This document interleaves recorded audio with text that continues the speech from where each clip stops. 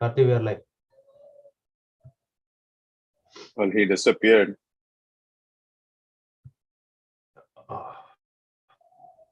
Well, I guess we'll have to step in. All right. Good evening and welcome to DCL PrimeTime.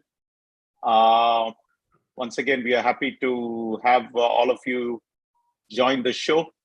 Another exciting week of quarterfinals games are over. And at the end of the quarterfinals, we have 4 teams standing. And all 4 of them played outstanding cricket. And we know one thing for sure, Satya, that there is going to be a brand new champion. A champion who has never won DCL ever before is going to take the cup this year. Yeah. So I'm sure a lot of people are excited about it. I'm sure you're not too delighted about it. And I probably am not too delighted about it. But that's life. And so obviously the 4 teams won who played outstanding cricket, and we get to talk about it. I'm joined by Parthiv, and I'm joined by Satya.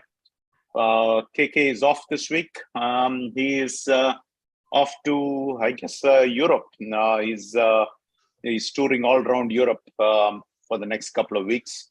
So he's enjoying himself. I think he's going to be big time missed by FCC, who won a very close and exciting game, where he himself played a crucial part in that game, both in terms of leading as well as batting. And in a short while, we'll be joined by Parthiv, who's having technical difficulties. But I guess we'll start off with Stars and Gladiators, as we usually start from the bottom up. And coming to this game, this was a game where there was plenty of rain. Stars won the toss, and they did the only obvious thing to do, which is bat first. And batting first, they put up 96 on the board. But I think the pick of the batsman was Zishan Gori. He played an absolutely flawless knock, I thought, for 36 runs. And that 36 was the difference between the 2 teams. You subtract that 36 from the Stars 96, and Glads could have won the game if they had taken Zishan Gori for a duck. But nope, they had no chance on Zishan Gori.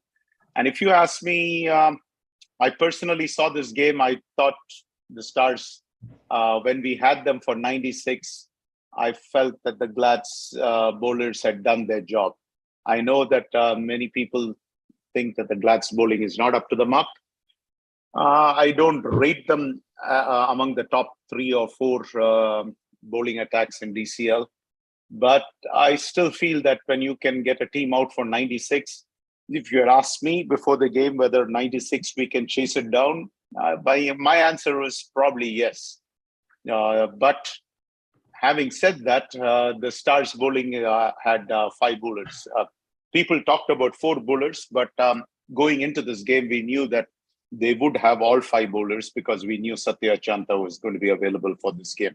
So we knew there was going to be no easy way out.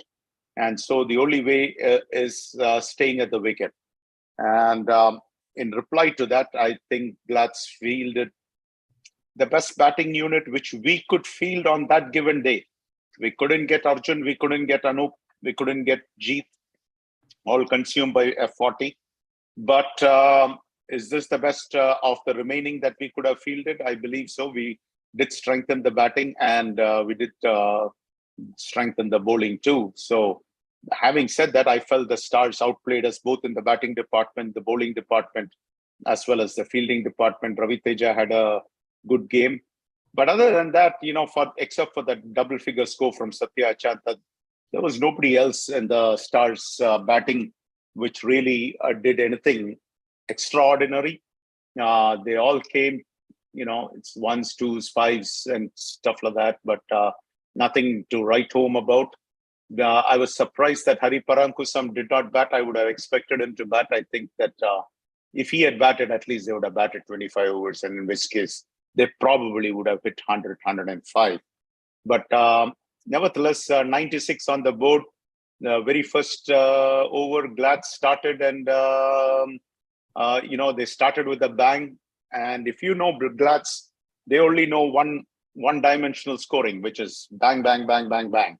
And well, somebody might say, hey, did you guys talk about staying at the wicket? Oh, you bet we talked about staying at the wicket. I mean, throughout the week, we emphasized the need to stay at the wicket. We talked about batting 25 overs.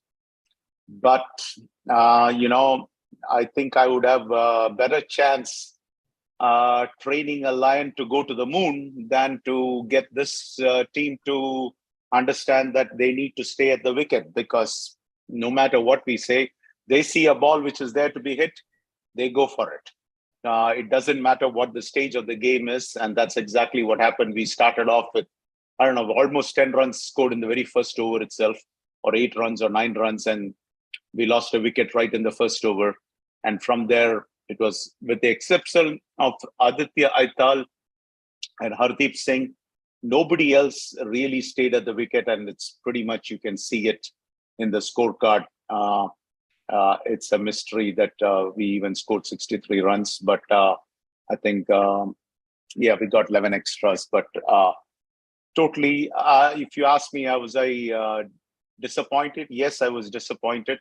But at the same time, do I feel bad about it? No, we were outclassed. We were beaten fair and square. We were beaten all ends up. So you have to admire and say, hey, they were much better than us on that particular day. They were too good for us, both in the batting and in the bowling and in the fielding. And I don't know if you got a chance to see the game, you will see that Ravi Teja took a cotton ball chance to dismiss Aditya, which was probably a world-class catch, if you ask me. Even an international cricketer would be proud of that kind of a catch, because it's too good to be true. You have to see it to believe it. I know that the week before we saw Naresh take a fabulous catch. That was a fabulous catch. This, if you ask me, was also an equally fabulous catch. So both of them, if you ask me, were excellent back-to-back catches, and they deserve all the credit which goes with it. I was hoping that we could talk to Partha, because he was the umpire in this game and he had the best seat in the house. And I personally felt that Stars came all pumped up, ready to play. This is not to say that the Glads were not pumped up and ready to play. They were ready to play, but maybe body language said Stars wanted it more. But again, body language is a little deceptive. When things are going downhill, your shoulders tend to droop. And for Glads, yes, in the bowling, we were doing good. But when it came to the batting, we missed Arjun Ajbani. Simple as that. F40 consumed Ajbani. I mean, having Arjun at 2 down there would have really, really helped, because he could have held one end up. And not only that, when Arjun is there, somehow the Glads team, both in terms of execution as well as staying at the wicket, does a much better job. But without him being there, it was always going to be a tough ask. And also Arjun improves the fielding and also the bowling. So that was a huge loss, which we couldn't overcome. And for them, look at how way the luck works out. They had the best team they could ever field in DCL. They had it for the quarterfinal. And we did not have our best team. Would we have loved to have Anup? Yes. Would we have loved to have Arjun, and would we have loved to have Jeet? The answer is yes, but the way things worked out with F40, that was never a go. So under those circumstances, we did the best which we could, but on this particular day, we were no match for the Stars. We have to give them all the credit. Congrats to Hari Parankusam. I hope Hari Parankusam can now go and realize his dream. They are in the semi-finals. They have everybody available, and their bowling is top-notch. Now, it's on the batting department that I have several questions, whether they can get the job done. But the good thing is Zishan is in terrific form. Ravi himself is in great form. So maybe if they get 2 or 3 other guys, probably they can get the job done. But this is the best Stars unit which Hari could have fielded out there, and they did a fabulous job. Anyway, over to you, Parthav. You were there at the game.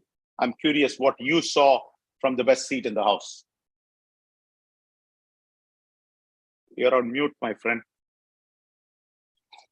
Yes, I was fortunate to be umpiring this game. I think this was a great game to start off with. The build-up was very much, and you are right in pointing out. I was kind of disappointed not to see Anoop and Arjun not in the mix. I think that definitely played its part, especially I think Arjun's batting is in the middle order. I've seen him time and time again kind of hold the innings together, and I think that was what was missing in the Glad's batting. I think there wasn't anyone to hold the innings together. Wickets kept tumbling one after the other, and there wasn't any partnerships on the other side on Stars when they started batting. I think there were too many balls, probably hittable balls over the offside, which were provided very early on, and Zishan took full advantage of that. I think most of his 36 runs, I would say about 70% of those were scoring shots outside the off stump, over the fence. He kept collecting those twos, and I think Glad bowlers were guilty of giving him the width, and he kept on pushing it over the fence pretty easily. I think towards the latter part of the Stars batting, I think Glad's pulled it off really well. I think at 12 overs, or I think at 15 overs, I think they were 70 odd, and then in the next 10 overs, there were only like 20 odd runs which were conceded. So it was a great fight back towards the end from the bowlers, especially I think the introduction of Salman, I think made a huge difference. And so I think maybe, I don't know whether Salman is a regular in the Glad's bowling lineup or not, but maybe his introduction was probably a little too late. Seeing him bowl, I think he bowled really immaculately, pulled the things back together, and I guess that was one of the differences in the bowling. And also, I felt like the left armer Shivam, I think he probably would have been given could have been given another go, especially the way he angles the ball. I know he was a little tad short towards in the first over or so, but I think he should be probably given another over. Maybe with the change in angle that would have made a difference. Uh, all in all, I think Stars. I've been comparing the two sides. I think Stars had a lot more energy, and you could see that by the catch which I sent out. That was a spectacular catch. You know, I think who was it? I forget the name of the batsman. Ravi Uh, Teja. Oh, you Aditya. batsman is Aditya. Aditya, yes. I think Aditya was probably looking to stabilize the innings, and that wicket there was very, very crucial because he was holding one things together, and then you had the likes of Hardeep and Taifur, and the batting lineup goes almost till the end. Everybody can bat and pretty decently, but I think that catch, they turned the tide completely towards Stars, and that was a spectacular catch. And from that, that catch itself, you could see the energy which Stars had. I think that is the kind of energy in the bowling lineup, which I think probably Glads were missing. And that I think happens many a times when you bowl first, early in the morning, you lack that kind of energy. But once you have the runs on the board, I think that energy itself, then you have to kind of defend it, and that energy starts coming to the field, especially when you have wickets in the first 5 or 6 overs, which I think Anvesh bowled really splendidly. Kept bowling outside off and outside, and kept bowling in on the stumps. And he has a peculiar action which is very difficult for most batsmen, because he kind of goes wide of the crease and angles the ball in, and sometimes the ball straightens, and that's very difficult when you're batting, when you're trying to cover the line of the ball. I think he bowled splendidly. I would give him all the credit. I think he was the chief destroyer. Started the Glads never were able to recover after the 3 or 4 wickets which went very early on, and then from there, Ravi Teja and Deepak made sure that there was no recovery. So I guess last time around when we talked about this build-up, I had mentioned Stars have peaked at the very last moment. I think probably Hari should give credit to us. We got them into the swing of things, but the last game before the playoff began, they started to bring it together, and then from there on in, they have been a totally different unit. So I compare it to the Pakistan team of 1992 when they kind of did a similar thing, when they were ordinary throughout the tournament, and then suddenly somehow they get into the playoffs, and then after that it's a different story. So I think for me, Stars is a team to beat. I think KRCC and Stars are probably going to be the top two teams which I would bet right now to go into the finals. But even after that, I would bet on Stars with the amount of energy I saw on the field. Partha, quick question. This is observation from 10,000 miles away. I could be wrong, and you'll have to tell me, because when Stars were bowling, I felt the ball was coming onto the bat wicket slow. I felt it was like, sorry, not when when Glads were bowling. They batted first. And I just felt that, irrespective of whether it was Shan or who it was bowling, it was like you had all the time in the world to play whatever stroke you wanted. And that was it because, the wicket was still wet? But when Glad started bowling, I mean, the same bowlers seemed to be, the Stars bowlers seemed to be much more faster, and the ball seemed to be zipping through a lot more. Now, is that something which I am misreading? Now, talking about Salman, ask Satya, I told him he needs to play Salman and he needs to bowl Salman. I think it was a mistake that he waited that long to bring on Salman, because clearly Salman with his pace was a lot more difficult to play. And based on whatever you saw, if you could have brought him maybe 2-3 overs a little earlier, maybe it may not even have been 96. It might have been probably in the 70s or 80s, and in which case it might be a different ball game. But I think that was a mistake, waiting that long to bring Salman, and that too you brought him only because all other options were not really working out. But going into the game, I had a feeling that Salman was probably going to work, and I did say that also in this thing, that hey, maybe you should try Salman. And I don't like to push it too much, but I know if I was the skipper, I would have been high on Salman, because I would have wanted to see upfront what he can give me, because usually in the first 1 or 2 overs, I can figure that out, whether this guy is going to be able to give me. But I felt that with the ball coming on that slow from the wicket, a guy who has much more pace would be a lot more effective than somebody whose ball is already slow and it's further slowing up. Now, tell me, what did the wicket change? I do not know. I don't know whether the wicket change. It might have been the ball, because it did rain overnight. When we reached the ground, we were early. We started at a 9 a.m. game. I think there were a couple of games which started at 10 a.m. But there was no sun all throughout the day. It was windy, and it was it had rained. So my guess is that the ball might have absorbed a lot of water, become a little more heavier, and that might have been one of the reasons why it kind of didn't zip through. And and then towards the second part of the innings, the ball might have dried. I don't think the pitch changed. I actually, coming back to the pitch, I was really disappointed. I talked to a couple of the committee members that the DSP grounds weren't as well prepared as I would have wanted for a big quarterfinal match, where the ball comes on and it travels. I mean, yes, it was because of some part of it was because of the overnight weather as well. But I would have loved to see something like a Northville Community Park, where I've always seen those grounds really well prepared. The grass is well cut, so you get full value for your shots.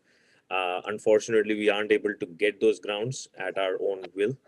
But yeah, I think compared to some of the pre-quarterfinals or the quarterfinals even, these grounds and these pitches were not conducive to batting as we had seen in pre-quarters and quarters. So, high scores, except for Tamim Moni, I think most of the games were low scoring. I mean, not low scoring, but average, like 100 odd.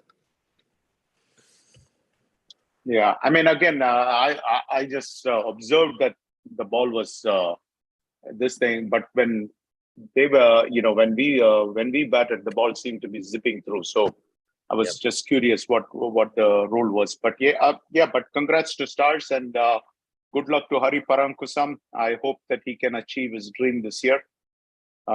He has taken one big step. So two more big steps needed. Yep.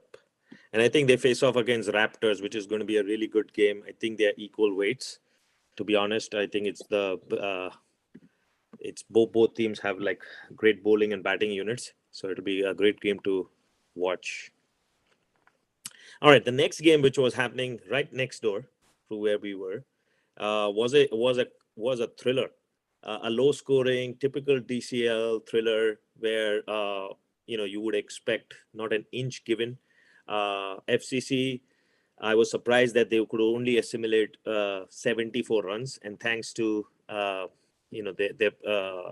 think he was the man of the match last game as well, Hitesh. His 22 runs, I think, made this scorecard looked a little bit better. Otherwise, the Hawks were all over the place. I think Naresh and then Vikram, they brought their A game to this quarterfinals, and there was a lot of chatter, a lot of energy from both teams, and you could feel that both teams wanted to really win.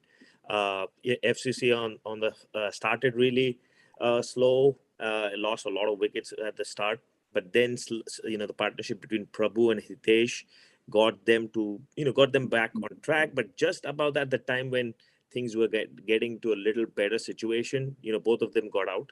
And then it was again towards the end where our friend Wamsi came in. He held the innings together, made sure to at least play out the 25 overs. I think that was key. Those 10, 15 runs which were added towards the end, as we could see, made all the difference. But it was spectacular bowling effort from Hawks. They used only 5 bowlers, and all the 5 bowlers were right on the money.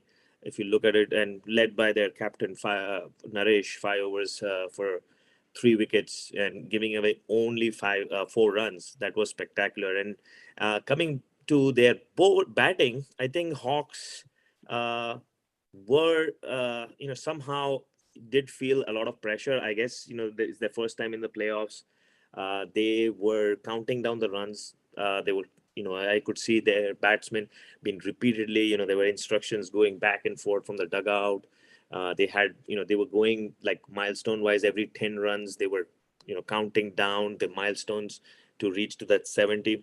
And I felt like there was a lot of pressure being thrown at the batsmen at the center. I think this was the over enthusiasm which the new teams have. I think if the batsmen were left a little bit on their own, I think would have helped.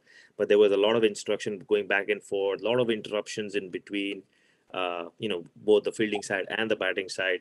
And Hawks, in the end, I think towards the end of the innings, they still had the game in the hand. But the last 2 wickets from Sujan, and I know Vamsi called out Sujan as the FCC game maker or the game changer, and he truly did. His over changed the complexion of the game in the last over, where he picked up those 2 wickets towards the end. And you know Hawks had only 4 or 5 runs to score, and they lost 3 wickets in the end, like for a run. And that inexperience kind of showed. So Hawks, I know they will be bitterly disappointed, but they should be proud of what they've achieved this year. No other team has ever reached the quarterfinals in their first year, so it's an incredible achievement. And I'm pretty sure we'll see more of these guys, Naresh and company, Vikram, all of these guys, look outstanding. And I was there, and they were talking about, and they are very avid followers of our show. I'm pretty sure they're listening to us right now. And Vikram introduced himself to me, and he was talking about, how he also finds it really interesting. We have names for him, and I'm pretty sure next year he and the team are gonna come back with even more. They are a very young team, so I think the average age should be maybe under 30, if I'm not mistaken. So we'll see more of those guys much more in the coming years. Yeah, Parthiv, I personally thought that Hawks did a fantastic job. I mean, I think it is the inexperience of Hawks which cost them this game more than anything else, because they had FCC where they wanted FCC. And I was following this game on the scorecard, not really watching the game, but because I was watching the Glads game. But I was following on the scorecard. and you could see that FCC was losing wickets, and then came the resurrection in the middle from the FCC batsmen. But nevertheless, I thought the Hawks did everything right with regards to the bowling. If you look at it, 4 of their bowlers did a fabulous job. It is only the 5th bowler who gave 26 runs, but he didn't give a single wide. They gave only 10 wides as a team. And so actually in the wides department, they vastly outperformed FCC because FCC gave 21 wides, you see, or 21 extras. And I personally think that it is the pressure which got to them because all along there were, disappointments and people expressed their disappointment to me that Hawks, they felt bad for Hawks that Hawks failed. They came so close and yet were so far, and they couldn't get over that final hurdle. I think probably in DCL they had the fan vote probably because everybody likes an underdog. Now, if I don't have a preference, I'm always rooting for the underdog. So that goes without saying that everybody will be for the underdog going into this. I'm sure the Hawks were the underdog, but they did a fabulous job. I think Naresh Arakat deserves all the kudos which come to him. Same with Vikram. I mean, throughout the season they have performed, and this game once again, Naresh, look at his figures: 5 overs and basically just 4 runs. I mean, that's too good figure to be true. And but he got good support. I think Vikram probably wishes that he had contributed a little more with the bat, because throughout the season he contributed with the bat, and in this crucial game, that's where probably if they go back and look at it, so many single-digit scores with the exception of Prithvi. Maybe if at least one of them, like Naresh in the previous game, scored 36, 38 runs and things like that. If one of them could have taken them to 10, 15 or 20 runs, then this game was out of FCC's reach. But coming to FCC, give all the credit to Nishant. Remember, we said that it was the captaincy in FCC, which is the big difference from all the previous years. Nishant has only stressed on one thing: winning, winning, and winning. That's it. I don't care who does the job. And at various times, he has been able to probably motivate his players to give that extra 5% or 10%, which can get them over the hump. And in this game, I was told that even at one stage, he handed over the captaincy to Vamsi KK and asked him to lead and make all the right decisions, especially since KK is coming off a high. Remember, KK went all the way from winning the mid-tier of the Michigan Cup and going all the way to the finals of the Michigan Cup as the winner from the second tier, which played and beat all improbable victories, beating high-profile teams along the way, reaches the finals, and that's until the Royal Challengers got him, I think. But nevertheless, he's been making a lot of right decisions. So here again, Nishant rightly handed over the skippership to KK and asked him, hey, make the right decision. At the end of the day, all I care about is winning. And I think that requires a special person. Not everybody can do that, Parthiv, because sometimes ego comes in the way. Sometimes somebody says, hey, I'm the skipper and I'm going to make the call. Instead of saying, hey, what is best for the team? If there is somebody better than me at a particular job, then let me put that person in that job. And it doesn't matter to me who got the job done or whose idea it is. Let me just implement it. And at the end of the day, if the team wins, I win. Simple as that. I play another game. Not everybody can do that. There are some people who are capable of doing it. And Nishant is that one special person who's capable of doing it. I think congrats to Sujin. Once again, he turned in a fabulous performance when he was called upon. There are a number of times, I think this season, maybe 3 to 5 times, where he has been called upon as the senior bowler of his team to deliver the goods, and he has yet to disappoint. So that's a fantastic thing to have, wherein you can hand the ball to somebody and say, okay, you know what? The game is on the line. Go ahead and defend this 4 runs, and he gives only 3 runs away. In this case, he gets the last 2 wickets. They get 3 wickets for 1 run, and they break the Hawks' heart. But I think the Hawks have a lot to be proud of. I think they become only the second or third team to have qualified straight for the playoffs and to have reached the quarterfinals. I know Bridges have reached the quarterfinals before, so in their very first year. So there is one other team which has done that. So definitely they have a lot to be proud of. And congrats to them. Congrats to Naresh. Congrats to Vikram.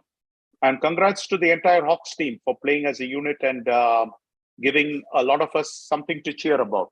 I think I'm very excited about that team, and I'm proud of it. And some of the nicknames we gave them, Parthiv, I mean, I might be the master of nicknames, but I think they are well deserved. All right, they deserve all the nicknames. I think it is only meant in as an appreciation that, hey, when we say that you're lights out performing, we have to give you some kind of a nickname to make you stand out. So congrats to them. I hope they have a fabulous off season and come back stronger next year. Yep. And I think one call out I would like to make is, Vikram this year has been, great with the with the bat and the ball, and you can see it in the statistics. He's like the second on the bowling list of the highest wicket taker, and I think he's not far down in the batting list as well. I think he's probably, in the first 20 or something. Last I had checked. So definitely, Yeah. I think. So you can see he's trailing only Tamim Oni in the overall standings, right? Right. So yes, definitely a huge contender, and I think he would be my vote for the Rookie of the Year, which we generally give for DCL night. Yeah, but the question is he a rookie? I thought somebody said that he played on what was that, Kings 11 last year. I could be wrong. I thought this was on our show. Somebody said that he played on Kings 11. I'm not sure, but that's what somebody said. I vaguely recall this. But of course, I never noticed him as a player until this year, because again, his fabulous performances forced us to notice him. You see, right. Wherein we said, "Hey, who's this guy who's performing game after game after game?" So that forced us to notice him, and then he became our fan favorite or our analyst favorite kind of thing. But yeah, I mean, Amit or Hitesh might be rookie. They are playing for. Yeah, I do not know, but I vaguely recall somebody coming on our show and said that he played on Kings 11 last year. Yeah, it looks like that. He has this T-shirt also hung up. So it definitely, I mean, he's played the 2021. So you might be right.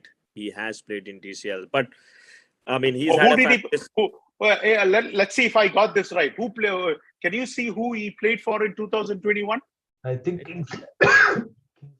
No, you're right there. If you click on 5, don't you think you'll see who he played for?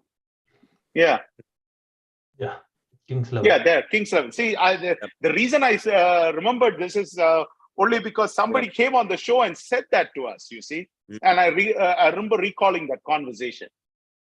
Well, yeah, he might not be eligible for the Rookie of the Year award, but definitely very, very awesome season for him. Yeah, but what a fabulous season, right? Number 2 on the wickets and number 2 on the overall standings. Yep. Awesome. All right. We'll move on to the next quarterfinal of the week, which was Raptors, United Raptors, if I have to call them, and MCC Miles. I felt really disappointed with the way the game turned out. I was expecting a lot more runs and lot closer game, to be honest. Especially after Raptors batted first, and all 3 games, all 4 games, in fact, like we all predicted, the teams that won the toss opted to bat, and that's generally the consensus which we talked about last time as well. I'm not sure on that part though. I thought KRCC won the toss and elected to bowl. I could be wrong. For some reason, that's the impression I had. I don't know where I got that impression, but that's the impression I had. That KRCC won the toss and elected to bowl, whereas the other 3 teams. Yeah, you are right. Yep. Okay. The scorecard shows that they elected to bowl. So yes. So okay, maybe it's from the scorecard that I got it, but for some reason I thought that KRCC won the toss and elected to bowl. I'm not. That's why I said that. But anyway, let's go on to this game. Yep. So as I was saying, when Raptors folded for 82, I was thinking it's going to be, an MCC Miles game because knowing the way they bat and they basically delivered game after game, posted 100, 120, 130 odd scores, chased successfully as well in their games. But come playoffs, it's a different ball game altogether. And Raptors, they've when they've come on the show, they've talked fondly about their bowling. Everybody talks about Bahubali, and they talk about Kiran. Gagan Singh. They have the batting, the prowess, but we don't generally touch upon their bowling. But they are very confident that the bowling is what makes their, is the backbone of their wins, and they showed it this time. In this game, it was a super effort from bowlers who we would have not identified, or if we had to pick like who's going to be the wicket takers for Raptors, we would have never predicted Armendra and Ashok to be the chief destroyers. But it was the slow and accurate bowling of theirs that MCC Miles never really found a way out of it. And then they also had Sandeep. I've seen him bowl. He's probably the best left arm spinner that plays in DCL. So he wasn't really required, but I'm pretty sure if he had bowled his 5 overs, he would pick up another couple of wickets easy. So it was great bowling effort from Raptors, especially the slow bowlers, which never really got MCC Miles going. And on the batting side, it's great and refreshing to see that Raptors, without their openers, Armendra, contributing in the last few games, they've still been able to kind of get contributions from people like Kiran, Gagan. I see, Pradeep is back in the team. There's Sri Teja, the Centurion from previous years. So they have the batting depth. Yes, the 82 would not be something that they would be happy with at the halfway mark, but it is still a total that you have runs on the board. And come playoffs, 80, 90 is what we're probably going to see as a trend. So if you can get anything over 90, it's a huge advantage to you going into the playoff. But I think with 80, with the kind of bowling lineup they have, it is something that is manageable. And on the other side, MCC, much famed batting lineup, completely failed. I'm not sure whether it was the wicket, whether it was the batting failure, but as you can see here, apart from Karthik, who had double-digit scores, no one really stepped up. And I think the other big difference between the two teams was the MCC Miles leaked around 19 or 20 extras, and in a low scoring game, in a quarterfinal, when you give up 20 extra runs and 3 more overs, that's a cardinal sin. And I think MCC Miles had a fabulous run this season. This probably as far as they have been. And I'm not great at stats, so I think this has been a far better performance from MCC Fire in the recent years. But come to this game, I think Sanjay would try to want to forget this game in a hurry. No real contribution and no real positives from their batting, which was really disappointing. So all in all, I think Raptors look both batting and bowling look very strong, and against Stars, it is going to be a very, very even game. I'm expecting a nail biter if I have to put my bet. Yeah, Parthiv, I think I'm very disappointed with the MCC Miles batting. Now, I think I'm disappointed with two teams with regards to their batting. One is MCC Miles and one is Gladiators. I think both teams did not bat up to their potential. Both are considered batting powerhouses. If you look at the DCL stats for the entire year, you'll find that both these teams are probably in the top 5 in terms of batting statistics. But yet, correct me if I'm wrong, DCL was always a bowler's game. I'm not sure after this whether that has still changed, because it's still a bowler's game. Because come playoffs, it's the team which has 5 bowlers which seems to have the upper hand over these batting powerhouses, because both Gladiators' failure as well as MCC Miles' failure can be attributed to the fact that, you know what, the other team has 5 bowlers or at least 4 bowlers who can get the job done. And in Stars' case, they had all 5 bowlers. In the Raptors' case, they have always said that they are a great bowling team, even though not you don't get the same degree of recognition from many of the analysts as such. But yeah, I mean, we'll say that, yes, they are a good bowling team, but I'm not sure if we are going to say that they are a great bowling team. But in this game, I think they showed that they are a great bowling team, because when you give only 3 wides, and 4 extras, I mean, that's pretty phenomenal, you see. I do believe that MCC Miles' chink in the armor is their bowling. So if you had told me, or if you had told Sanjay or Brahma or to Rahul Chenna, hey, chase 82, I think all 3 of them and I would have said, hey, you know what, let's take it. We'll take it. We'll chase 82. Our strength is our batting. We'll go after it.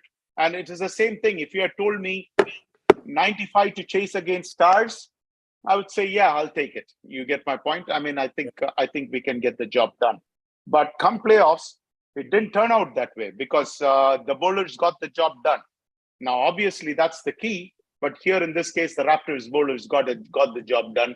With the exception of Karthik Jayakumar, if you look at that batting lineup, I mean, it's dismal. So it is a very dismal performance with the bat. I think their bowlers did a phenomenal job. But once again, I'm not sure why Jashwant came that low down. But remember, this was the same Jashwant who was opening the batting. Yep. Now, somehow in the playoffs, things got changed around. And I do not know if it is because Sunil and Deepak, etc., came into the lineup that Jashwant had to make his way down. But I'm not a big fan of changing too many things which are working, because remember, isn't Jashwant the guy who hit a century this year? Correct me if I'm wrong. Yeah, okay. So now you're telling me that this same Jashwant gets to bat last but 1. I'm finding that a little difficult to digest. Okay, correct me. What am I missing? You know, are we telling that Prithvi and all these guys are better than Jashwant at this point? That's where I'm having a little difficulty digesting it. That's why I said I'm not too big a fan of changing too many things, especially when they are working. If something is working and if somebody has to suddenly fit into the lineup, well, guess what? That person is the person who has to probably make way. Can you click on the Raptors? This thing, it's the same thing I noticed on the Raptors. You see, I see Siddharth Mohapatra. I do not know what Siddharth has done this season, but I see that in this game he has scored a duck. Is there a way? I mean, I haven't seen a single big score from Siddharth this year. Maybe I missed it. I'm not sure why he. Yes, he's a good player. He is the keeper for them, I think. Well, who did they have as keeper so far then? I mean, somebody was keeping us. I don't know who, but I think Siddharth is the keeper for them usually. But how many games has he played? I mean, what has he performed this year? I don't remember a single. He used to be a very good player when he used to play for Dark Horses. I just didn't see anything big this year from him. So that's why I'm wondering. He has scored 4 runs. Yeah. Oh, an almighty 4 runs he has scored this year. Oh, come on, guys, please. Okay, this is once again the Raptors making. You know, remember Parthiv, you said this last week. You know, the some of these questionable decisions. You see. Okay. Yeah, as good as replace him with Mohit. The same bowling lineup, Stars will lead them. So well, the thing is that they probably have a lot more better options, because that's why I'm asking if he has played only 4 games, and that is 4 games including the playoffs. Well, that means they had somebody else who was doing a pretty good job of keeping, because they won so many games. They lost 1 game. So somehow I'm not so sure about that particular thing, because I think that going into the Stars game, they probably have to look at it and say, hey, does this make sense? Because again, a person has a name recognition, but there is somebody else who's performing better throughout the season. This is like Kiran being rested. We said that didn't make sense. So, I mean, at this point, I think you have to go with the people who have played well for your game, for you in the season. But I thought this was a pretty good bowling effort. Didn't feel that their batting was all that great, but I think it's going to be a fabulous outing the next game around. Again, I think Ashok Bhavanam and Amarendra Nuwala bowled very well, but I'm not so sure if that is going to work against Stars. They seem to be pretty good, at least with the slow bowlers. So I'm not sure. At least against us, they showed that they were pretty good. So we'll see. But again, who needs to come in or who needs to go out, I have no idea. But I think for the most part, they are pretty well-balanced side. So they should be pretty good. And I think that Ashok Bhavanam has been playing many games for them. So I hope he's not the guy who's going out. No, I definitely Ashok is good. Hardeep gave a compliment for Ashok that he could not able to play. So I think Ashok is okay. Might be Siddharth should be replaced with Mohit, and they need at least 3 fast bowlers. So yeah, but again, they might say that the batting, they want to strengthen the batting. I'm not sure. I mean, again, we do not know. They have pretty good bat. Ajit should come up. He's a good batsman than last down. So yeah, actually, Ajit is a pretty good player, if you ask me. I mean, after Botta or something, he should be good. But Parthiv, they have Vikas. They have a guy named Naveen. I saw him score in a couple of games. I don't know if it is the same Naveen. Vikas is. I don't think he is active anymore. I think he even a couple of years ago he wasn't really into the league. I think he has the priorities which were taking up his time. So I don't think he is. Oh, they have that guy Syed Ahmed too, who can bat and bowl. So that is where my question then becomes: Is Siddharth the right person there? You get my point. I mean, if you're going based on your dark horses statistics, he deserves to be there. But if you're going based on statistics this year, clearly he doesn't belong there. Yep. I think they had Harsha, which I thought was also another good option. Yeah, I have seen that Harsha also score runs. You see, Parthiv. Yeah. So that's where I said I can at least list 4 or 5 names, which probably would rank higher based on this year's stats and based on this year's results. But again, they might have said that we desperately need a keeper. In which case, yeah, probably. I don't know. I'm not sure. But whoever was doing the job before was getting the job done well. So then the question now becomes, in a critical game, what do you have to do? Yeah. But yeah, anyway, that's not our headache. But it's for us, we get TRP points for speculating on this.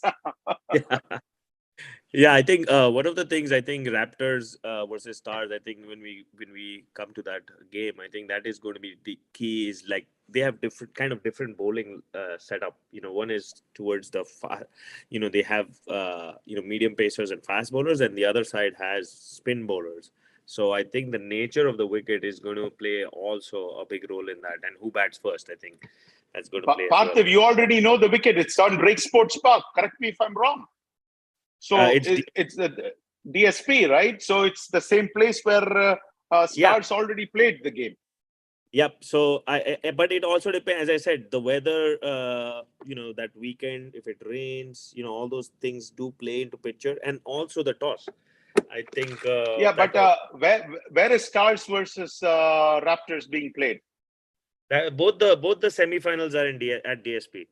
Yeah, I know. I mean, I'm talking about whether is it 1 or 2. 1 or 2? Oh, yeah, okay. I mean DSP 1 versus DSP 2. I'm not very sure. Okay. DSP 2 is Raptors. Oh, DSP 2 is Raptors. Now, that's where you played. If I am the Raptors skipper, I'm objecting to that because Stars already played at DSP 2, so that's an advantage. And if you go to the previous years, there was always the rule. This is Megabytes instituted the rule. If you played one playoff game in one particular ground, that team which played and won there should not be allowed to play the second game. So after that, they started changing things, saying that if you played in one particular ground, then very next game you shouldn't be allowed because you already played there. and you got an advantage. I was not aware of this. If that's happened. Even This last happened. year you had it, Parthiv, because Stars Really? played that NPP some ground and they cannot play the next game somewhere, some tournament they had it. Trust me, Parthiv, Vamsi knows all about it. You can go and check it. I'm pretty sure after hearing this, the Raptor skipper is probably putting in an objection. And the Star skipper is probably mad at me. All right. More than FCC played DSP1, so they have to change that too. So more than so now, see, here is the problem though. FCC also played a DSP1, right? Yeah. So so now so FCC has an advantage. So KRCC can rightfully say that you can't have the same game there. You see. But you've thrown food. You've thrown fodder to these guys. I'm pretty sure that Kota and Yogesh both had no idea before tonight that they could do that. They probably don't, Partha, but probably 90% of the things which most people don't see, I see. But that's why I asked you about Sid, because I didn't remember a single stat from this year where Sid has scored. And it's the same thing which I told you about the Hawks, where I mentioned certain points, kind of a thing. So it'll be interesting. But what happens, kind of also, a thing. I think the person who's going to be really frustrated and angry at you is going to be Jagan, because if these guys come back tomorrow and complain about this issue, he has to go back and change the grounds, or I don't know if they just have to swap the grounds. Oh yeah, they can swap. Yeah. So all you have to do is put the Raptors versus what is that Stars game on number 1. Yeah. Now, Partha, let me tell you something. Oh, that's easy. I think I can.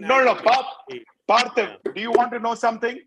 If Glad said beaten Stars, do you think I would have said this? No way. That's exactly my point. I would have said advantage Glad. Let's keep quiet. All right. I'm being honest here. All right. Is there an advantage? I think there is an advantage. There is an advantage if you played the previous game. You can go and ask Raghu Tadi. Raghu Tadi was the one who objected. And interestingly, Raghu Tadi is playing on Stars. He played one game for Stars.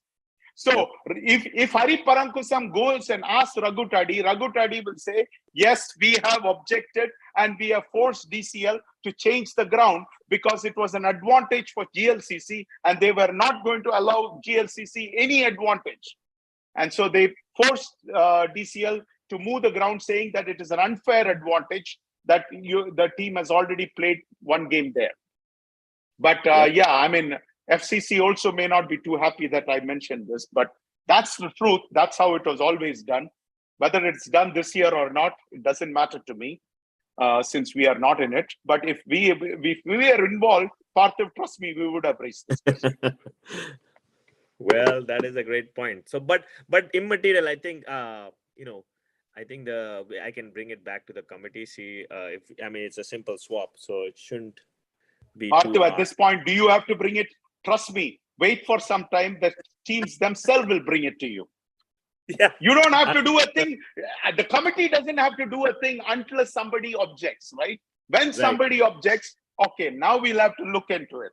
Until then, the committee, if I'm the committee, I'm sitting quiet. You have a problem, you bring it up. All right, now we'll consider it. Simple as that. Right. Great. Yeah. Let's see if this is brought up.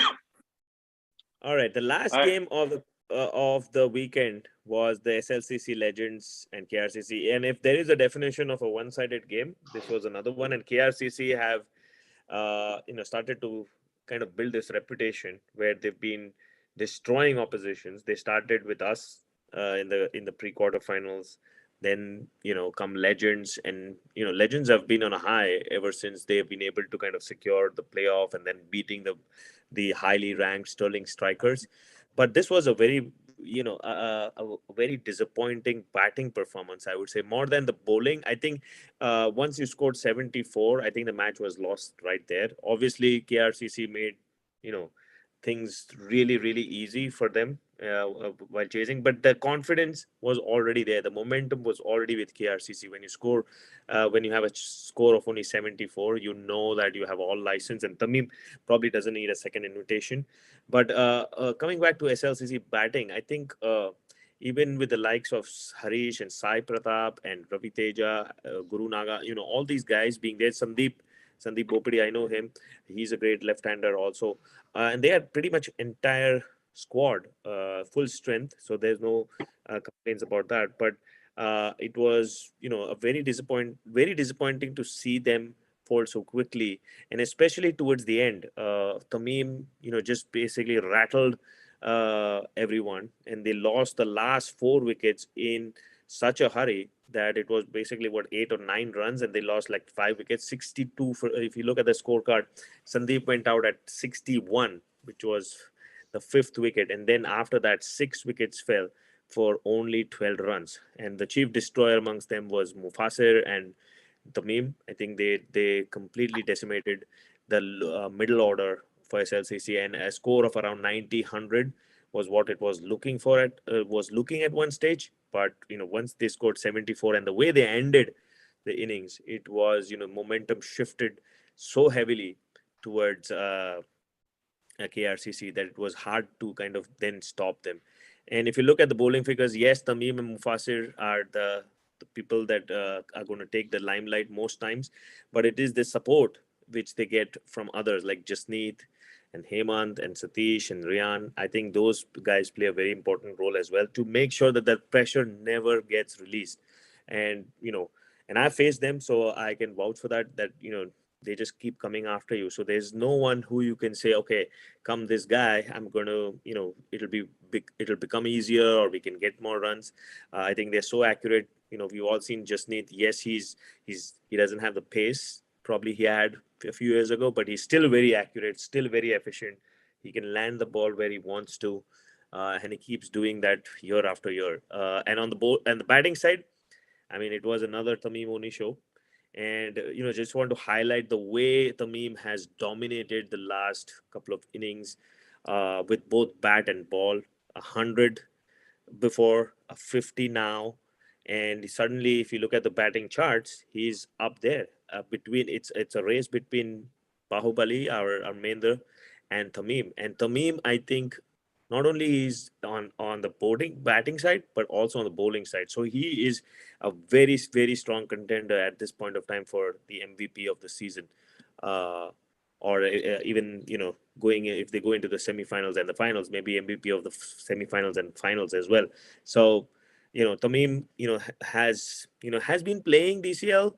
I have seen him, off and on, but this is the first time that I've seen him do what I've heard about him, or what we all know about him in DCL. Like, he's starting to get a liking to this ball, and that doesn't sound very, very great for his opposition teams. But he's been, really thrashing the ball and making these scores look like very, very paltry. So KRCC, and they face FCC, so they will be going into that game as heavy, heavy favorites. It will be a very, very dismal performance from KRCC that we would see, FCC beat them. I do feel that FCC have their task cut out, and KRCC are heavy favorites simply going by these two performances. So, great win for KRCC. I think Legends, have some introspection to make. This season hasn't been great. Yes, they were able to get in the playoffs, but I think they still need to look into some of these things, especially the batting.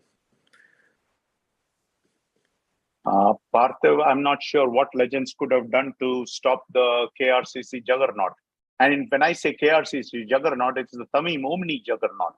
It's this one-man show. It's this Tamim Omni has made this a one-man show.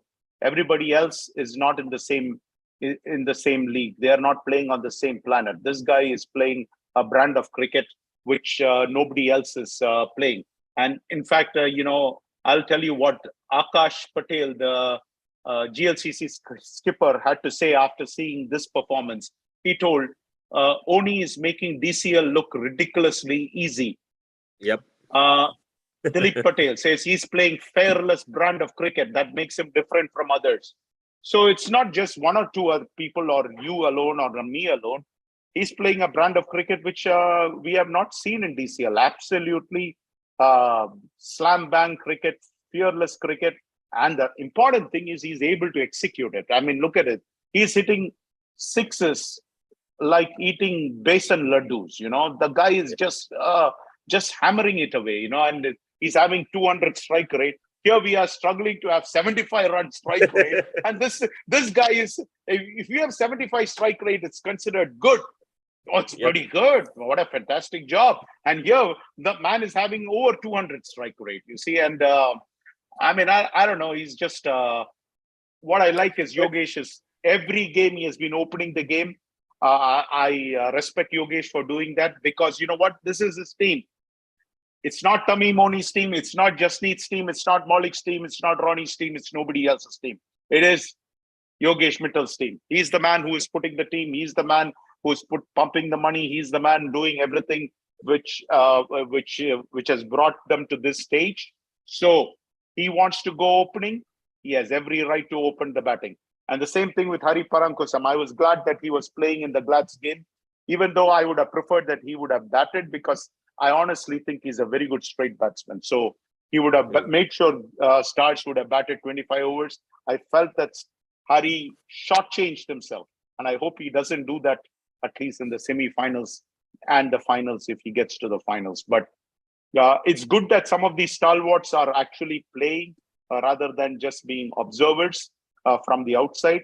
Because you know what? If 10 other people or 11 other guys can't get the job done, then that one person wouldn't have made the difference either. So good for him that he's playing. But yeah, I think it's the Tamim Moni show. I think legends were completely outclassed. I mean, as you said, 5 wickets, and then the last 5 wickets fell in the space of 10 runs. I mean, Oni has been absolutely fabulous. He is right now the odds-on favorite to win the MVP for the season. And at this point, we are going to cover the KRCC versus FCC game. But if we had betting odds, I bet KRCC has the best betting odds to win the championship at this point because they have all the momentum going their way. But Parthav, where I would like to see a twist would be what happens if Tamim Oni falls for a duck or 5. Now show me what the rest of you guys can get done. All right. Right now, Tamim Oni has a long coat and everybody is hanging on his coattails. All right. And they are enjoying the fun. That's great. But let's say Tamim Oni goes cheap. Let's say Hemant Bharadwaj goes cheap. Now show me what everybody else can get done. That's where that's the question any team should be asking them. Can we get rid of Tamim Oni cheap? And if we can get rid of him cheap, let's see what the others can do. I mean, I think if Glads were playing KRCC, that's exactly what I would be focusing on. Let's get Tamim Oni cheap. Last season, he brought them to finals. This season, he's already in semis. So I think he's going to play. So he's winning the game. That's it. It required. So no. I mean, I think I applaud him for that. I mean, I think he's playing a brand of cricket we have not seen in DCL. So I mean, all power to him. But I think if you are an opposition, don't you think you have to fight? And where do you begin the fight? You begin the fight by saying that, you know what, it's like when the Detroit Pistons used to play the Chicago Bulls of Michael Jordan. Chuck Daly, I don't know, Parthiv, do you know this? Chuck Daly invented something called the Jordan Rules. He invented something called the Jordan Rules. If you don't believe me, go and look it up. It's called the Jordan Rules. I've seen that in the documentary on Netflix. In one of the episodes. Yep, Jordan. Yes. Yeah, so it was called the Jordan Rules. Chuck Daly invented it. Chuck Daly is dead and gone, if I'm not mistaken. But the thing is, you know, everybody knows about the Jordan Rules, or at least if you're a basketball aficionado, you would know about it. But the idea is, you know what? Let's take the ball out of Jordan's hands. Let's make sure that somebody else beats us. We'll make it as difficult and as painful as possible for Jordan to beat us. Every time he's going to get that ball, we're going to hand foul him. We're going to give him, make him remember his nani and his grand nani. That is that kind of a attitude, So that's probably what needs to happen. But also you need to have the personnel who can get that job done. So not too many people teams have that ability. It'll be an interesting this thing, but congrats to KRCC. Hard luck, Legends. But I'm not sure whether Legends, need to feel too downhearted, because it was Tamim Moni, and he was in a different zone. Yep. I think the only thing that would be disappointed is the nature of the victory. I mean, if you lose giving a fight, you are at least a little satisfied, but you lose hands down like this, it just basically feels very empty.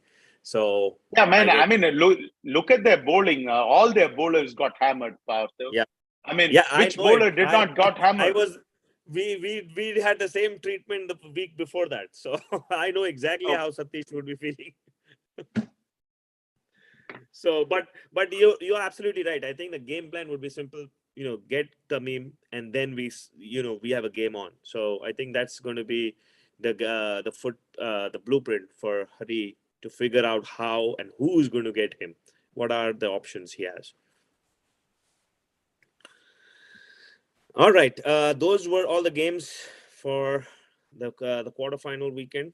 We go into the semi-final weekend and the predictions. Wow, KK, Satya. Oh wow, you guys are almost neck and neck.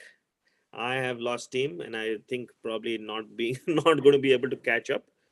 But Viju, you have an outside chance. Yeah, I lost ground last week. Yeah, you lost the Miles game, right?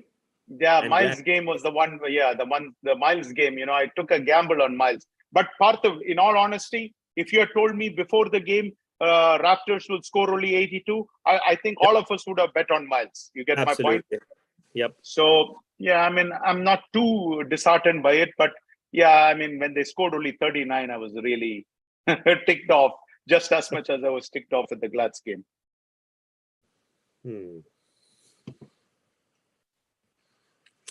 All right, for the predictions. So this is going to be, as I said, it's from both the quarterfinals. If I have to select one game to watch, I think this will be the game to watch. This is going to be more evenly contested. Both Raptors and Stars have been there before. Stars probably have more by the name of their team, Stars, and people who have played in different leagues. So they have a lot more experience, I would say, as compared to Raptors. I think that's going to be also one of the keys. So the likes of Giriappa, likes of Ravi Teja, Hari himself, he's been in DCL for so long. You have Anvesh and Mahesh Mutiala. All of these guys not only just bring the skill, but also the experience. And Raptors, yes, they have a lot of DCL experience, but I think they still probably lack some of the experiences around the leagues, which also makes a difference. But I think in this game, I would say whoever wins the toss has probably 80% chance of winning the game. Because I think once you have runs on the board, both these teams have good bowling lineup that they can defend the scores. If it's the 80s and the 90s, I think 90 is going to be the winning score. If a team batting first gets 90 and above, I think it's probably going to be a great chance for them to win the game. So if I have to bet, I would bet, because I was umpiring Stars and I've seen the energy, I think I'm probably going to go with Stars. Nothing against Raptors. I know, I played with them. They're all good friends, but just looks like Stars are peaking at the right moment. So KK, he said, wherever I go, so I'm going with Stars. So yeah, Viju, you have to go to Raptors to win it. Yes. Well, you cannot go against KRCC, but you have to go against this. Yeah, well, the thing is, Satya, even before you said this, I was going to go with Raptors. Yeah. So the thing is, I have my reasoning behind it. And the reasoning is, well, I'll give, since I kind of messed up Hari Parankusam's chance of playing at DSP2, let me give him one positive vibe. He now has the right to call the toss for the rest of the playoffs. As long as he's in the playoffs, the Stars are in the playoffs, Stars have the right to call the coin toss. So I know Raptors are ranked higher than Stars, but it says the higher ranked team calls the toss. But because Stars beat Glads, they take over that #1 ranking. So now Stars gets the right to call the toss. So in case Hari Parankusam did not know this, let me give this tidbit of information that, you know what, when you go for the toss, you have the right to call the toss. That doesn't mean that you... That when we were I don't know. he told it. So okay. Well, he said that you are the higher ranked team, so you have the right. That everybody knows. But that doesn't mean that you know that, hey, Raptors versus Stars. Raptors is the higher ranked team, but actually Stars have the #1 ranking because they beat Glad. So they take on that that toss ability to call the toss. That doesn't mean that you win the toss. Calling the toss is one thing, and winning the toss is a totally different thing, right? But yeah, and I think if whoever wins the toss, we know what they're going to do. But nevertheless, I still think that Raptors is probably going to win, because when I look at it, both teams have good bowling. But I think what Raptors has is a deeper batting lineup. So I think if they maybe make one adjustment, that's probably what they need to do with regards to whether Sid still plays or not. But that again is their call, because what if Sid suddenly comes and plays like an MVP and scores 40 runs? I do not know. Yes, in the past he has done that, but he has been playing that one fast bowler. I think it's going to be tough. Well, again, I'm not. Again, the thing is, they have 2 spinners and 2 good quality spinners. So again, Glads did not have spinners. It would have been interesting to see how Stars would have performed against the spinners. We do not know the answer to that. But my feeling is, I think Raptors should be fine, irrespective of whether they go with a fast bowler or not. Their spinners are high quality spinners. I mean, especially Sandeep. So I think they can get the job done. I'm not so sure if Amarendra Nuwala should be bowling too much, because I have a feeling that the Stars will feast on that bowling. That's just my feeling based on what I saw on the Glads game. But again, I think those guys are smart guys, so they'll adjust various ways. But I think the Stars, if they have to win this game, they have to challenge their nothing to adjust for Zishan Gori, but he's doing fabulously well. I think Hariharan Muralidharan has to come up big. He has batted very well in the past, so he needs to come up big. There are a few other guys other than Ravi Teja who needs to be able to support that batting lineup, and maybe Hari himself has to see where does he fit into the batting lineup. I'm sure he can bat better than a couple of them who batted at least against Glads. But again, I think Hari's position will also depend upon what stage of the game they are in. You know, if you're probably trying to accelerate, probably it's a different ball game altogether. But it should be a fabulous game. That's what I say. I know in playoffs we have hesitated in calling anything the showcase game of the week. But if somebody put a gun to my head and said, which is the showcase game of the week, then for me, this is the showcase game of the week.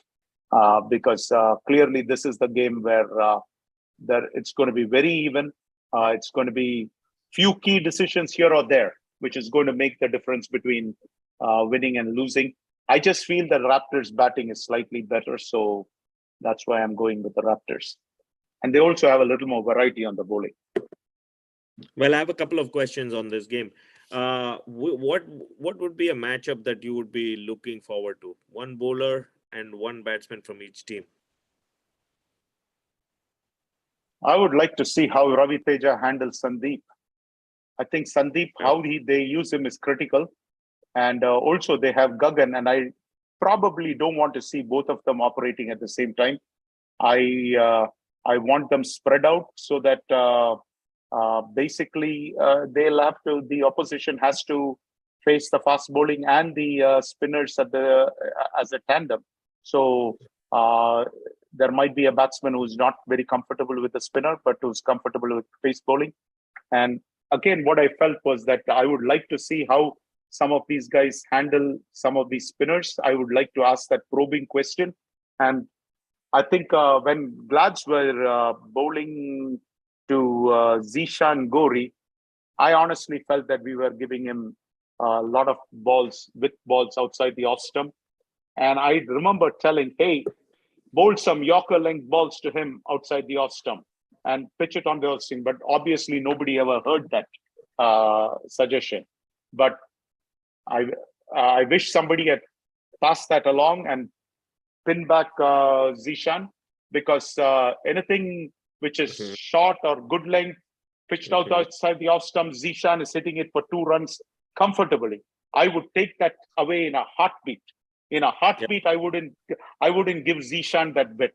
I mean, and that should have been obvious to us within the first 2 overs. Within the first 2 overs, that should have been obvious. Hey, we can't do this. And if you're going to do that, guess what? You're not bowling anymore. This is not something which you can bowl, because he was feasting on that, and that really cost us the game. So I probably would not give him that width and that line and that length. I would ask him some questions, especially on the Yorker length balls, and especially on the off stump and outside the off stump. Show to me that you can hit that ball outside the off stump. And if you don't get that 2-run marker, now are you going to take chances to hit it across the line? Now that would be very interesting. And I think that's where I feel that, yes, he has the ability to hit Amar, but not necessarily Ajit or Mohit or whoever else Raptors might choose to execute in that lineup. Okay. One other question I had, this is, I asked Satya to bring it up, but you saw the catch which, was it Naresh that took it? Hawks?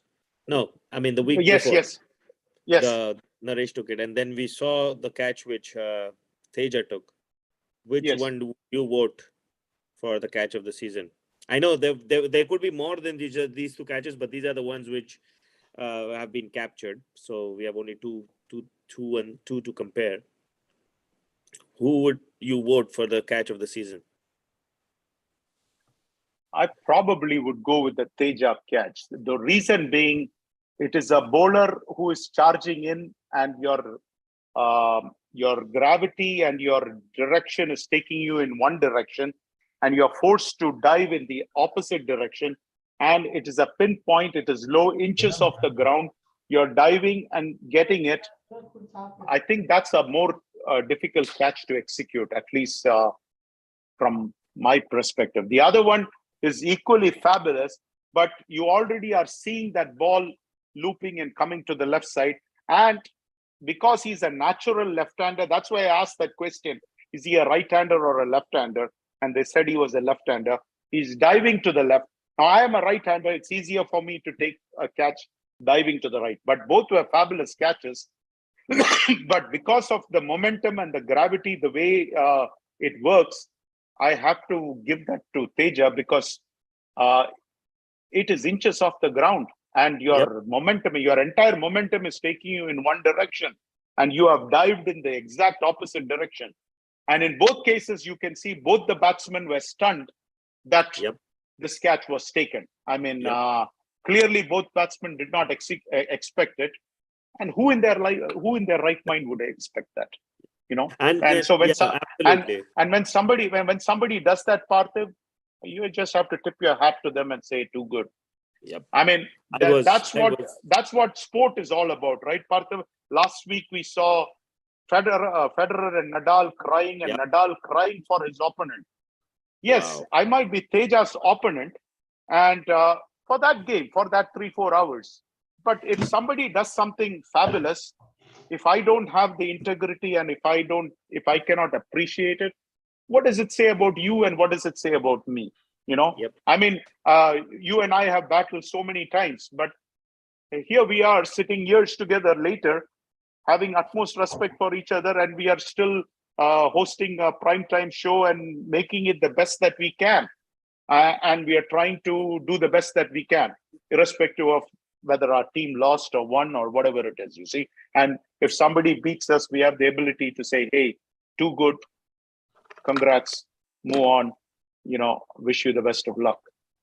Yep, absolutely. Very well said. I think that's the essence of sports. I think if you had to say it, how you compete, but you still have respect for each other, so that you respect the sport, because sport is higher than any other person, you, me, or any other person playing sport. It always trumps. But yes, I think I would have voted for the same. I would have voted for Ravi Teja as well, because especially considering, like, I think he's almost 6 foot, so to come down from there and take the catch so cleanly. I mean, that was I think the highlight of that catch is, like, he took it like almost like the first grab at it. So it wasn't like a juggle or he had to struggle, dive in it. He just put the hand, he bent down, put the hand and took it, plucked it up so cleanly. So great catches. But this actually begs me to whether next year, and this is something we can do, is if people can send us these clips, we could probably do a contest of the best catch of the season, and show these every week. If there could be one or more in the week, and we could highlight some of these catches. I know pretty much a lot of these teams stream their games, and it's pretty easy to kind of get some of these. It could be either through the stream, or if somebody's there on the ground, it'll be a great contest to have. Parthiv, again, the thing is, it's also a little bit of luck involved, right? In the sense that Teja's catch, I think Glads had that camera positioned at the right spot where it captured that in its essence. And so also the Hawks Naresh's catch, it seemed to have been so perfectly aimed, as though that catch was expected and it was going that way. And then the Hawks did a fabulous job of cutting it down just to that piece and putting it on Instagram and things like that, and then adding a little bit of special effects to it, so that made it look even more exciting, kind of a thing.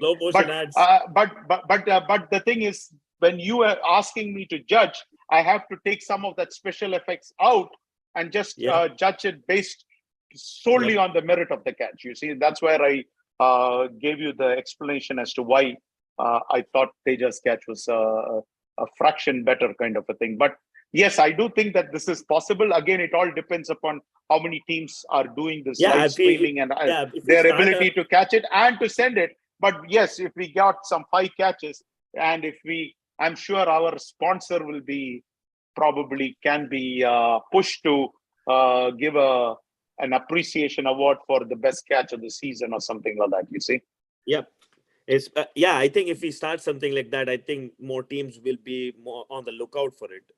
If we have a contest going on in that manner, not only actually not just best catch of the season, you probably can have best ball of the season and best cricketing shot of the season. Best moment, we could generalize it. Yep.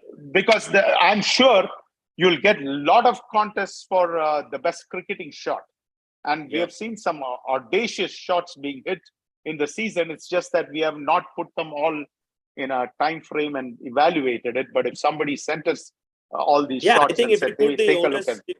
If we put the onus and provide the incentive to these captains, I think I'm pretty sure people, I mean, it's not in today's world, it's not too difficult to kind of chop the video and send it out really quickly.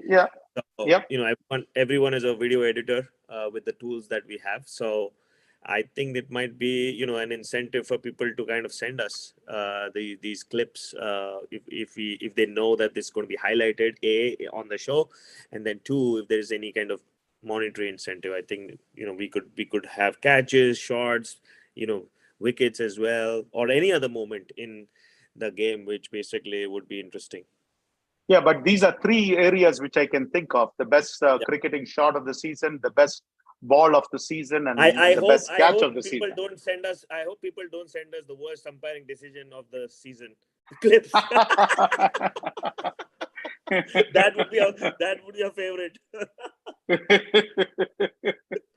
Yeah.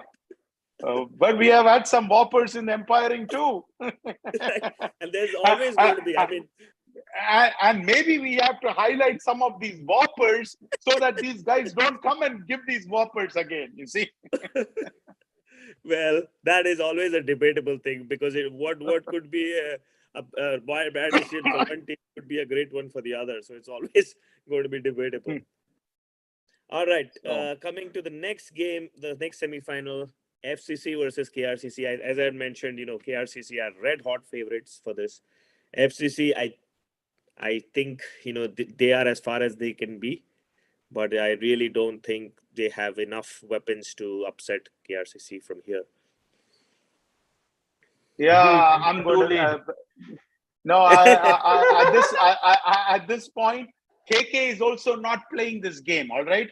So FCC is just a lot more weaker, and now they are asked to count Mount Everest ×2 here, because I think beating KRCC is going to be very difficult, and I think KRCC is the odds-on favorite. You can do some magic to take why don't we do one thing? Put Vamsi. Put Vamsi in FCC. He should be supporting FCC. It's a cardinal sin that he is not supporting FCC. Instead, he says whatever Satya picks. I mean, what kind of pick is that? Satya, do one thing. He said whatever you pick. Why don't you pick? Only for that game, Viju. This one he kept KRCC and left. He's smart. He wants. Okay. See that's being cheesy, right? That's being very cheesy. This KK guy is a lot smarter than we are giving him credit for. All right. So it looks like 4-0 for KRCC. Okay. So Parthiv, now you ask me questions. It's time for me to ask you questions. What does FCC have to do to upset KRCC? First of all, win the toss. I think that's going to be very, very key, because if they win the toss and do what? Win the toss and bat. Win the toss and if they lose the toss, they're going to bat. KRCC actually would give them batting also, because if you legends batted first and it didn't help them. Nobody knows what target to set for KRCC. Like only goes that's like true. That's true. But if I had to choose, like if I had won the toss, I would bat first in the hope that I can get a decent total on board. At least 90, 100, and then part B would be, once I have 100 runs on the board, to get Tamim out in a way that get my best bowler in, identify those bowlers who you have the best chance to get him out.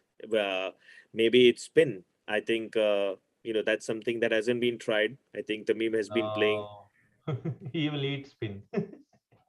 So I think that's what I think the captain has to figure out. Like, what is his chances? Is it spin? Is it medium pace bowling, or is it changing the line of the line at which they bowl? I don't know whether offside or coming around the wicket.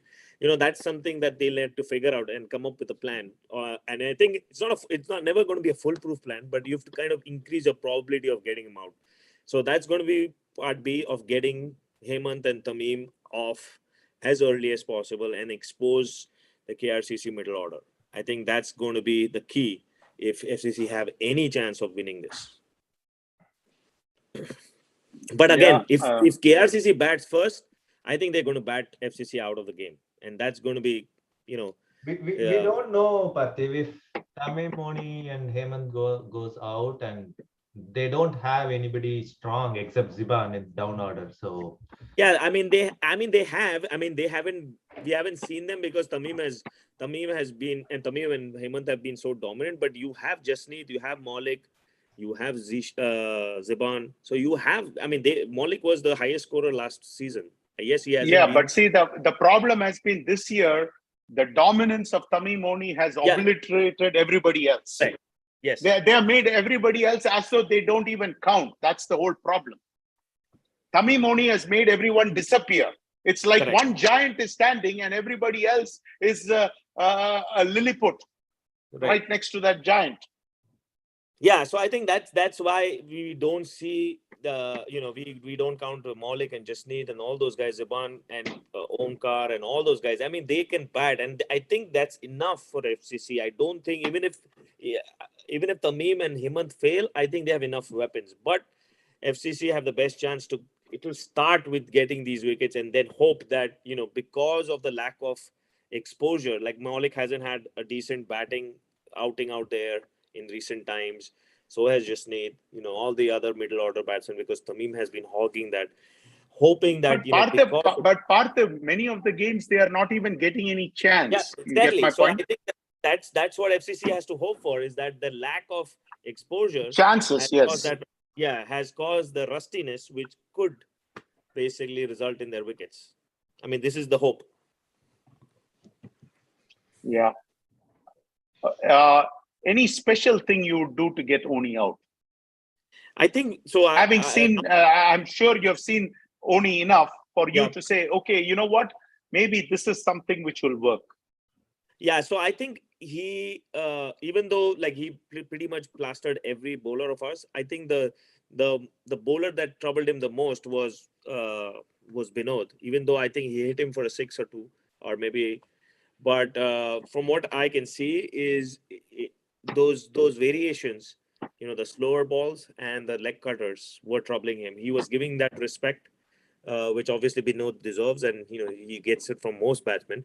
But I think that is what I would say. Get him to a slightly slower pace, people who have a lot more control, because I think he feasts on bowlers who bowl like one bad ball in an over. So if you and I'm pretty sure every team has those bowlers where they have a tendency to bowl short or bowl a full toss or things like that. So I wouldn't get those guys in front of Tamim, because he's going to feast on them. I would get my most accurate bowler, Tamim. Someone who can bowl the same line and length for most times. So I don't know if FCC have that. Probably Amit Gowda or Sujan probably would be my go-to guys. Even Hitesh is better. Teju is okay. Like, they have good bowling, but they have to pick But from some. what I've seen, I think Amit has a little bit more pace. I know Sujan gets a lot of wickets, but he doesn't have the pace. But I think Amit Gowda, I think he has a lot more pace. So if he's accurate, I'm not sure about the accuracy, but if he's accurate, he might be a go-to bowler. He is good. Amit is good. So, yeah. I faced him in one of the FCC games. He's really good. So. Yeah. So yeah, I think that's what I would try to do.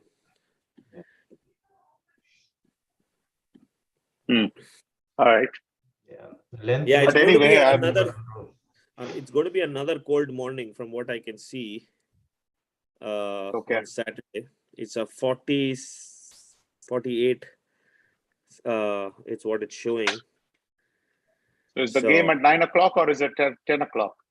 It's at 9 o'clock, right? It's 9 o'clock, but I think maybe we could, I'm not sure what the committee will do, but maybe they will do the same thing as last week, offer the teams the option to start an hour later. Yeah. Which I'm sure both teams will take it, is what I'm thinking. There is no more F40s and none of those things clogging anything up. Yeah, so I'm pretty sure people are going to be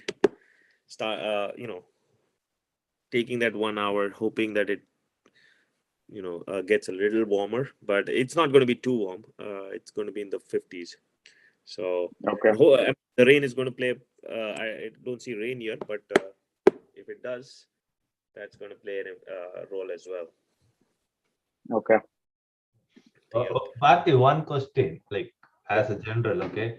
So when committee has ability to move the game to 10, why can't they move to 8?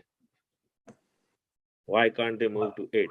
When Indus requested, it doesn't matter what reason it is. Now you moved because of weather, but when Indus requested the pre-quarters, they said no way we are moving it. Like the weather might be better if they start at 8. Like I'm just asking, like so I think have in playoffs some option, because if 10, 11 o'clock, 12 o'clock going to rain, I might start at 8 and finish the game before 12. So right. So I think the rationale is we want to stick to our schedule as much as possible, and I think with the conflict with Mishka has, there has always been, even before I came to the committee, there has always been this situation where I'm not sure as to whether the two leagues should talk to each other and figure this out. But it's the committee or the DCL think tank doesn't feel like we should be accommodating them in trying to move our schedules and giving that flexibility, because we all know that's an advantage or disadvantage which teams get. Now, in terms of weather, I think the reason why we've done it is because it's basically what we can term it as the safety of players. So we don't want people to get sick or whatever. So that step is in that direction towards the health and safety of players. So I think that I would say is the thinking behind it. I'm okay, but I'm just seeing like it's not going to take much time to start one more league at same time. Okay, then the people are going to divide more. At that time, still, if DCL says no, I will start only at 9, how many teams might be playing? Right. So I think so. There has been two lines of thought and debate over this. One is like what you said, and I think I'm probably on the same side. Is how do we make it work with other leagues, right? So I'm on that side, but there is another side, and there are a lot of people on the other side as well who basically say if you are committed to one league, you prioritize one league. Don't try to play every other league and figure and then expect the leagues to work for you. So if you're playing DCL, DCL is your priority. If you're playing Mishka, then Mishka becomes your priority. But trying to basically make the leagues work for you is not the right thing to do. You need to figure out what are your priorities. So there are two lines of thinking. You can see one, and I don't think one or the other is right or wrong. You're asking to play only one league. Don't play multiple leagues. That's essentially, I think what international league, do as well. Like when IPL window is there, Michigan has only limited time for playing. Okay, it's not like over here to play after 3 months, 3 months, 3 months. Like it has 6 months, and we have 5 to 6 leagues going parallel. Right. So people tend to play at least 3 to 4 leagues for sure. So right.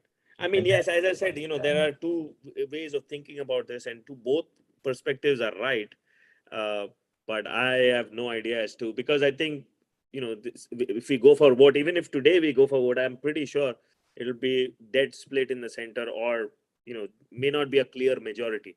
Because there are enough teams and captains who feel one way or the other. I know the rules evolved like years going. I agree on the rules, yes. But I'm just saying in future, it's not that only DCL will be on Saturday morning. There might be another game coming up. Like we don't know. When that time, then might be. I mean, we've had that situation a few years ago when Kamal came up with the league, right? And that time I was not on the committee, but I think that time they talked to him about not making sure that Saturday mornings are not booked. I mean, not only in terms of the time, but also the grounds, because they were, we were all fighting for the ground. So we came up with a solution where DCL remains Saturday morning league, and then Kamal's Cup, Michigan Cup, is the weekdays and the Saturday afternoon or evening games. So we came up with that compromise. But yes, if another league comes up and which is has this big fanfare, I mean, we'll have to figure out how to coexist. Yeah. Okay. Yeah. That's good. Okay. Yeah. Another thing which I am a big I want a big change is some of the rules which DCL has and which we've inherited over a long period of time, which I don't know, for some reason either has been ignored or we haven't gone back and changed it, because there are a lot of new ICC rules which have come into place. So that's definitely a few of them have to be updated, and the rule book has to be changed. And then there are some rules which probably are incorrect. Like, for example, that when the ball pitches and doesn't bounce, right? In DCL, we call it as a dead ball, but actually in ICC, it's a no ball. And, that's a whole, I don't know how it came about, because that's not a new rule. It's been there for a while. So, there are at least a few of these which we need to update. Parthav, my good friend Rashid Malik has some suggestion for FCC, and I'll read his comments to you. in my opinion, best chance to respond to Oni's onslaught is a good leg spinner. And from leftover teams in playoffs, I believe only Raptors have it in the form of Sandeep. But I do believe Raptors have Sandeep and Gagan. But I would prefer Sandeep there more than Gagan. I think Sandeep will pose a lot of problems to quite a few KRCC players, which is why I think Raptors versus KRCC final can be very intriguing. It may not be that one-sided or as KRCC is making it. But yeah, I mean, and also our friend Vamsi KK, I mean, let's give him some credit here because he has also sent us some text, and I'm trying to find out where his text disappeared. But he said, yeah, he says that he's watching the show from the flight. And his wife is upset. and his wife is mad and upset. And here he is sitting on the flight and he is watching us sit and debate about DCL games. Now, talk about creating a fight. I'm assuming this is the honeymoon trip, right? I mean, I'm assuming. I'm not sure. I'm not sure when he got married, but if not honeymoon, it's definitely a couple's vacation that he's gone to. Yeah. But to defend my friend Vamsi, I would say on a flight, there's not much to do. So this is pure. It's a good entertainment to have. Yeah, but that means he needs to get his wife over to understand that, you know, hey, this show is all about entertainment. I think she's frustrated after all FCC leaks and DCL leaks. Now she just pulled him like, you have to come. Yeah, but in all honesty, Vamsi has been playing DCL, he has been playing Michigan Cup, he has been playing Corporate Cup, he has been playing T90. I mean, come on, man. As Parthu said, where does this guy find all this time? I think this is the last year to find time. So anyway, but it was a fun show. Our friend Parthu disappeared. I was going to let him call the show, but is there anything else for us to discuss before we call it a night? I mean, we're good. So okay. Well, I think Parthiv lost his connection and he's reconnecting back. But yeah, Parthiv. So I'll let you call the final. This thing, we are well under the 2-hour mark here today. Yes. So we had a lot less games to cover, but yeah, there was healthy discussion, and definitely as our season comes towards its end, yes, we'll be missing to talk about all the different players and the different games, but it is that time of the season when a new champion is going to be crowned. So like we talked about last time, we still had Glads in the mix, but now with these 4 teams, none of these teams have won the DCL championship, so it's going to be a brand new winner. So very excited about that prospect. And all the teams, I'm pretty sure, are going to have some sleepless nights all through Saturday. But it'll be, I hope the weather stays good and we have a good 2 games of cricket in, the next week. So more to come, more for the finals. And I'm pretty sure we will have, live commentary like we always have on the games as well. So it's going to be another 2 great weeks of DCL. So right. Should DCL PrimeTime be doing a live commentary? Do we even have the technical capability? I don't even know. I don't know whether we can. We can stream it because it'll. No, is there a way for us to be? We can have Avi and you and me all involved, but I do not know if we have the ability. Satya, do we have the ability? I'm sure a lot of people would be interested in the game going on and many of our comments more than everything else. I can bet you that will get you the most number of views also. Yeah, I know we're going to have live video going on streaming. So we're going to have the same like Kishore from Strikers who's going to set up everything. And generally what we do is we connect it to one of the YouTube accounts and we speak, like we have mic connected. So we have running commentary going on. Now, I don't know whether we can connect you in it as well so that we all are speaking on the same video while the same video is going on, or do you want to run it in parallel? No, I see, Parthiv, I'm not a technical expert, right? So I know a lot of people are interested in hearing what we have to comment as the game goes on. Right. So in the but in it the has past, to be, but it has in to be the along past. with the game. Yeah, no, I agree. Yeah, for it to really work, it has to be along with the game. Yeah. In the past, the commentary has not been up to the mark. I'll be honest with you. Yep. So there is a lot to be improved upon. But that's where I was talking about getting Avi, you, and me, the Primetime gang, and KK into the mix. Yeah, I'm not sure. but I don't think KK is going to be here at that time. Yeah. You know, I think he's still in we Europe can do at that. that time. I mean, DCL committee is always looking for commentators and people who can talk. If you are game joining, from India. Yeah, but I do not know how it works. I mean, the only way is I have to share the YouTube and we have to speak like this. Like in my video, it will be shared YouTube. Yeah. Yeah, but then we need the main game going on, and we are at the side. In mine, as we share, I share the desktop, like the scorecard. Okay. I share the YouTube.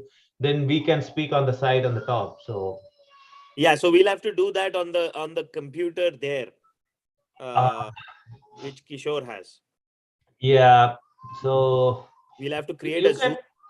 Yeah, you have to use our Zoom account then to do that. Yeah, we can do that. I mean, that's not a problem because he generally connects the streaming to the YouTube account, and then we can have a Zoom meeting like that, so that we can talk and while the match is going on together, and people can log into YouTube to see the game, like people who are offline, right?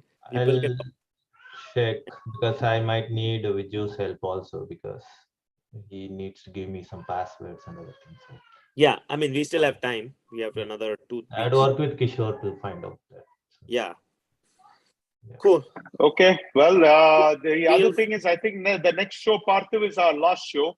So we probably, I think, Satya, if I'm not mistaken, Chetan Tucker wanted to come on the show, the last show.